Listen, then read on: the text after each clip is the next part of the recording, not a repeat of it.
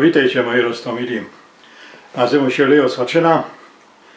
Jestem frontmanem takiej partii, co się nazywa Ślązoki Razem i przyważa do was po fechcie.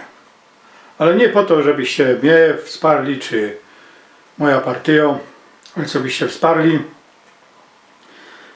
rychnych Ślązoka, który tak nie w partii Ślązoki Razem, ale który dużo do Ślązoków szafną, do Ślązoków z Wielkiego Śląska, bo był twórcą, współzałożycielem, między innymi też tam bajslował Stowarzyszenia Osób Narodowości Śląskiej. Mocna rzeczy do Ślązoków i Śląska udało mu się zbajslować, ale Karlus się pochorował. No właściwie nie Karlus, bo to hop w wieku moich bajtli, tym więcej, który ma dwójka dzieci, jest ojcem, mężem, synem i przede wszystkim Ślązokiem, którego dorwał Polnische Wirtschaft. Bo wiecie, jedna zrobiła tak, a nie tak. Zamiast dać pieniądze na onkologię, poszły ten geld na telewizję. A tego Karlusa łapło to, co się nazywa tak, jak ten, co zadkiem łazi. No wiecie, ten taki, nie będę go wymawiał, bo to strach, który teraz buszuje po Polsce i zbiera wielkie żniwo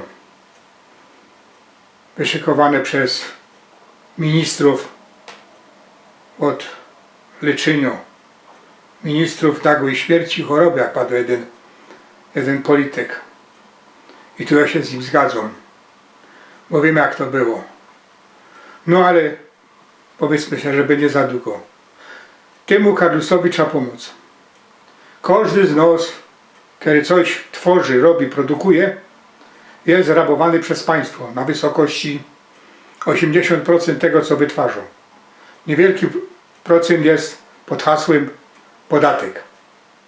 A z tego podatku 1,5% idzie przesłać dla tego Karlusa jako geschenk w ramach pomocy. Jak to zrobić, to będziecie mieli w opisie do tego filmiku.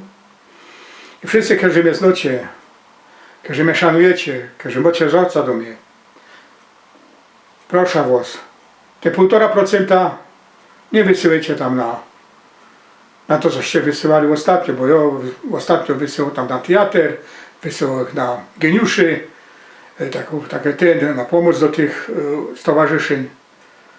Teraz wysyłam na Gleńska, Adelbarta Gleńska, albo kto woli Wojciecha Gleńska. I proszę, zróbcie to samo. A jak macie jeszcze troszkę ekstra geltu, który możecie dać na ściepa, to dajcie też na ściepa.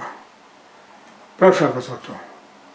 No to do jutra, z pombuczkiem. Oby wam się darzyło, tak się darzy mnie. Do jutra.